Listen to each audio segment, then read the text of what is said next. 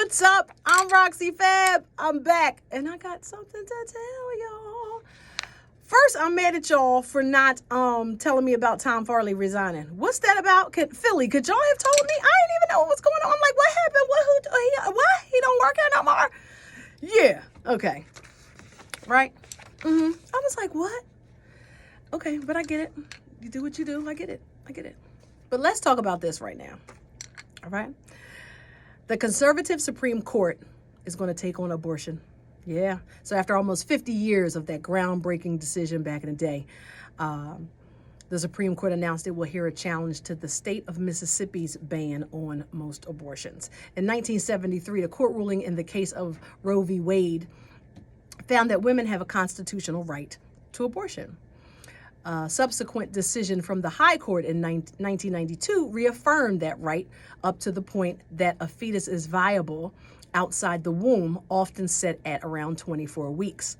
But several conservative states, including Mississippi, have approved bans on abortion before that stage of pregnancy.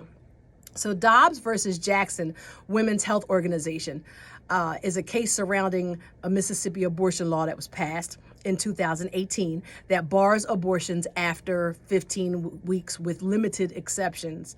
The law was blocked by the 5th U.S. Circuit Court of Appeals.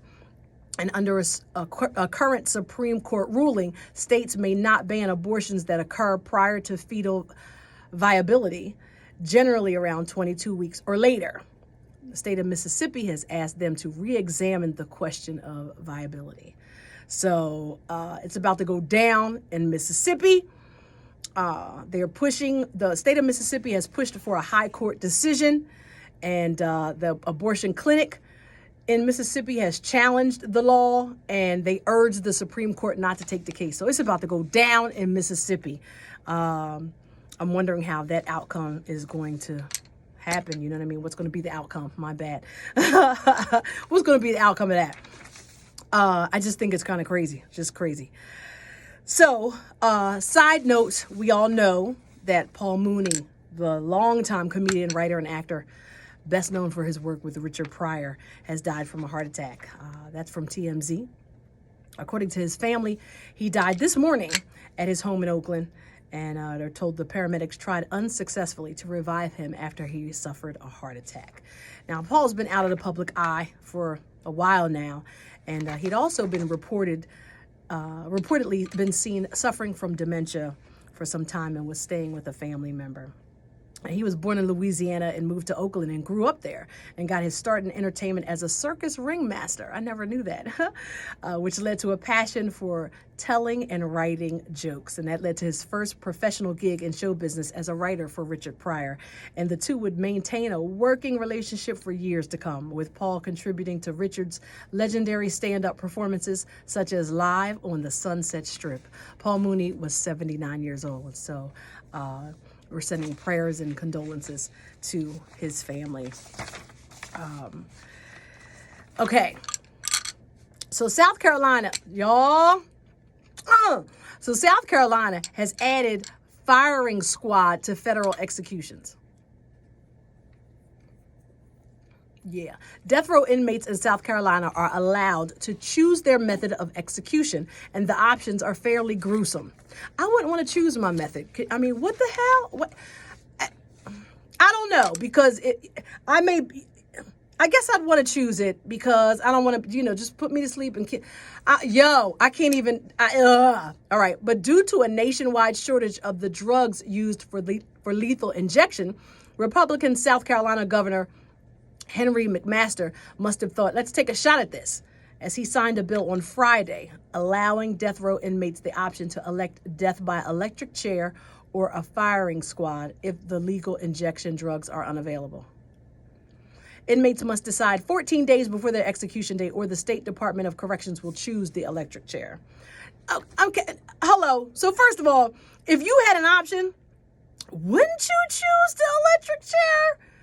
I mean, if I had to choose one or the other, I don't want to be cursing on here. I'd be choosing the electric chair if I had to choose one or the other. I'm not going to stand there with a blindfold on or without one on, and they'd be like, 1, 2, 3. Yo, bruh, are you kidding me? Okay. And I don't know how that's going to go down, but that's the vision I see in my head. All right. So about 2,500 men and women across the U.S. are currently on death row in federal and state prisons.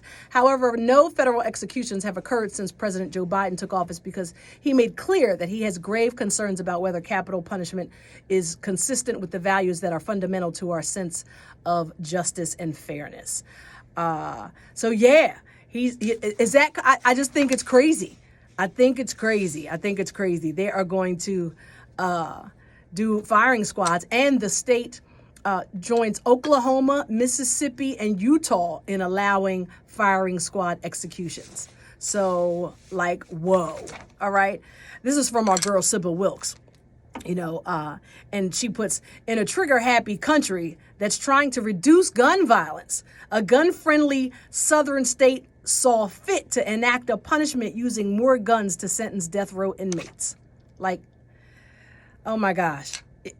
I don't even know what to say about that. And I had to tell y'all that. Last, but definitely not least, shout out to Charles Barkley. All right, he went back to town, went back to his hometown high school, trying to help people out during the pandemic. He donated laptop computers and all these kind of things. He donated all this stuff to his alma mater and decided to give every employee $1,000. Is it $1,000? Yes, $1,000 donation to every employee. How many employees was it?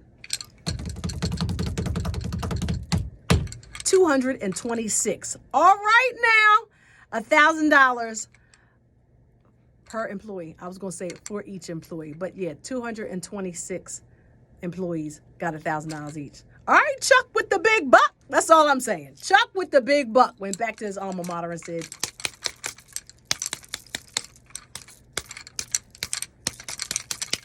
okay.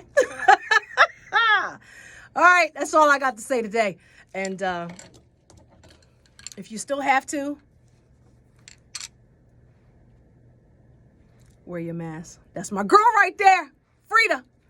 All right, y'all. Love y'all. That's all I got. I'll see you soon.